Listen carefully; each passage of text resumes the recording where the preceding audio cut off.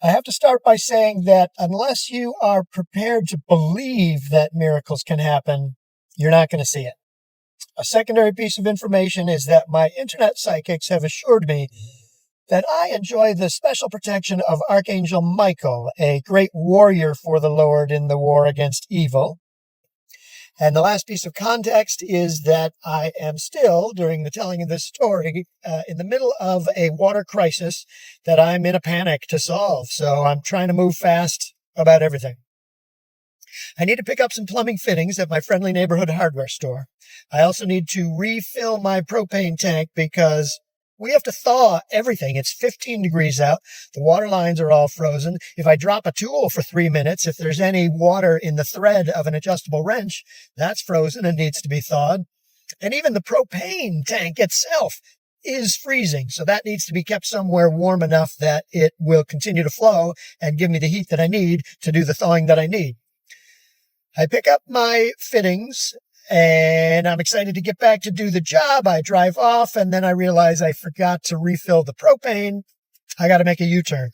I'm on a state highway. It's a 55-mile-an-hour zone. I'm going up a straightaway, up a hill. I see coming over the hill another car. And so if I make a U, I can't just make it cleanly. I got to stop. I got to back up in his lane, and I don't want to slow him down in a 55 zone. So I choose to drive off the road where there is enough of a clearing that I've got space to turn.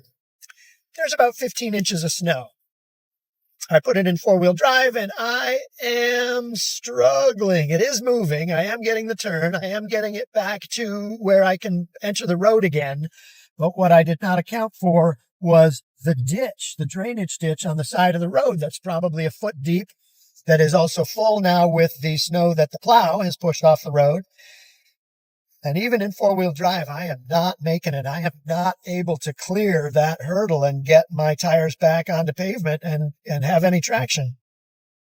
Guy stops to try and give advice. Oh, back it up, pull it forward, back it up, pull it forward. We're getting nowhere. It's been about 6 minutes, let's say, since I pulled off the road, which I shouldn't have done, I now realize. And a white Ford truck stops on the other side of the road, and this family gets out, mom, dad, and 20-year-old son, trying to figure out, okay, what's going on? And, do you need any help? The mom is inexplicably super excited to be offering this help. She does say that the son is the one who saw me on the side of the road and said, oh, we got to stop and help that guy, but that they hadn't brought their tow strap with them. So they had to drive home, pick up the tow strap, bring it back. Where she describes the home is about 8-minute drive from where I'm stuck. I've been on the side of the road for 6 minutes.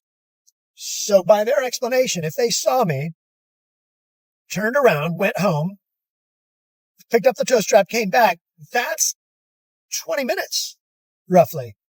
Let's even say it was 12 minutes. I've only been on the side of the road for 6. So according to the rules of time and space as I understand them, simply not possible for their explanation to have happened in the world of reality. The dad needs to bring the truck around to my side. He's got to make the same U-turn essentially that I did. So he goes driving off to find a place because there aren't that many where it's possible to turn. Takes him 7 minutes to get back. Meantime, the mom is as chatty as she can be. Oh, where are you from? Oh, that's interesting. And, we're from such and such, and we just bought this truck. And, my son he was excited to help. Okay. Nice to make conversation. I appreciate the help. I'm super grateful that now 2 people have stopped and offered their assistance. Dad gets back, hooks up the tow strap. The mom, super excited. I'm going to drive with Peter. So she climbs into my passenger seat.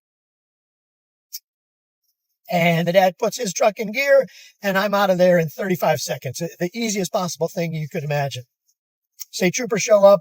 The mom says, oh, we got it fixed. Everything's taken care of.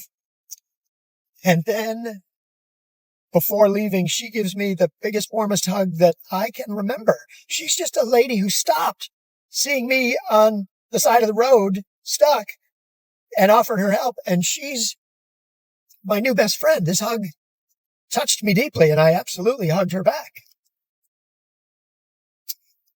What I'm calling the punchline is that while I don't remember the names of the dad and the son, they were biblical. One might have been Jeremiah. I don't recall the other, but they're the sort of names that you don't really hear anymore if you're not Amish. And the mom's name?